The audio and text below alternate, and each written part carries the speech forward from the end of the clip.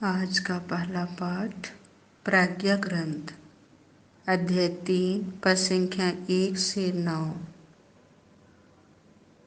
ईश्वर ने उन्हें होम बलि की तरह स्वीकार किया।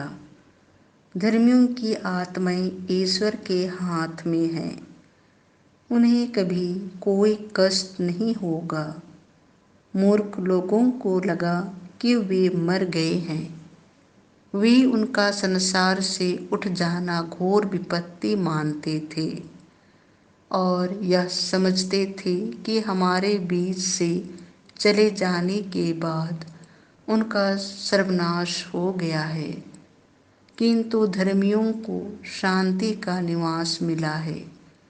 मनुष्यों को लगा कि धर्मियों को दंड मिल रहा है, किंतु वे अमरत्व की आशा करते थे।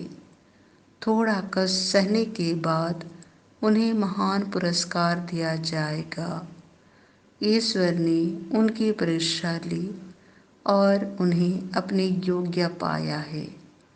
ईश्वर ने घरिया में सोने की तरह उन्हें परख लिया और होम बलि की तरह उन्हें स्वीकार किया। ईश्वर के आगमन के दिन वे ठूंठी के खेत में धधकती चिंगारियों की तरह चमकेंगे।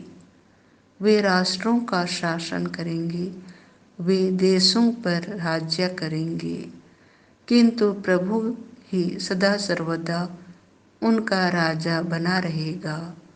जो ईश्वर पर भरोसा रखते हैं वे सत्य को जान जाएंगे।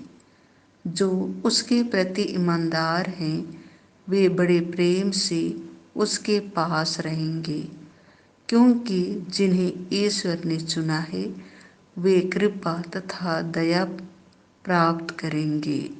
यह प्रभु की वाणी है। आज का दूसरा पाठ रोमियों के नाम संत पौलुस का पत्र अध्याय 5 पद संख्याएं 5 से 11। जब हम मसीह के रक्त के कारण धार्मिक माने गए तो हम निश्चय ही मसीह के द्वारा ईश्वर के दंड से बच जाएंगे।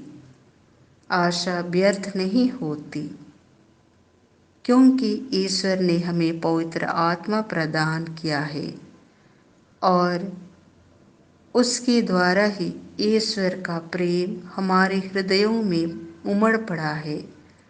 हम निस्सहाय ही थे जब मसीह निर्धारित समय पर बेधर्मियों के लिए मर गए। धार्मिक मनुष्य के लिए शायद ही कोई अपने प्राण अर्पित करे। फिर भी हो सकता है कि भले मनुष्य के लिए कोई मरने को तैयार हो जाए, किंतु हम पापी ही थे जब मसीह हमारे लिए मर गए थे। इससे ईश्वर ने हमारे प्रति अपने प्रेम का प्रमाण दिया है। जब हम मसीह के रक्त के कारण धार्मिक माने गए तो हम निश्चय ही मसीह द्वारा ईश्वर के दंड से बच जाएंगे।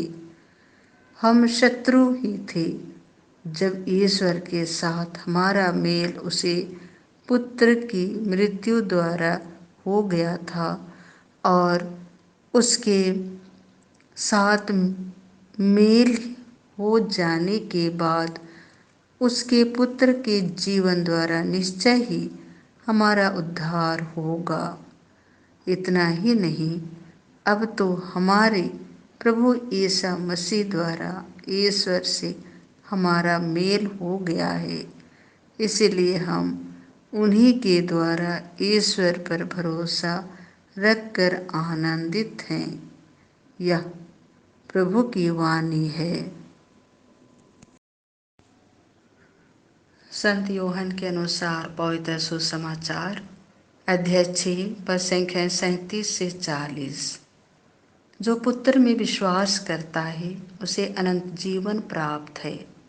मैं उसे अंतिम दिन पुनर्जीवित कर दूंगा।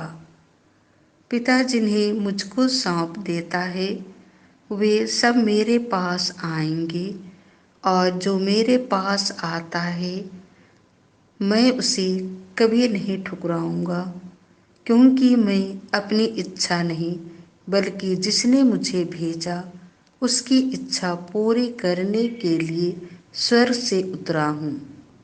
जिसने मुझे भेजा उसकी इच्छा यह है कि जिन्हें उसने मुझे सौंपा है मैं उनमें से एक का भी सर्वनाश ना होने दूं, बल्कि उन सबको अंतिम दिन पुनर्जीवित कर दूं।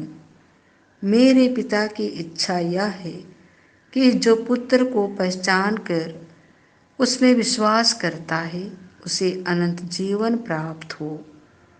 मैं उसे अंतिम दिन पुनर्जीवित कर दूंगा। यह प्रभु का सुसमाचार है।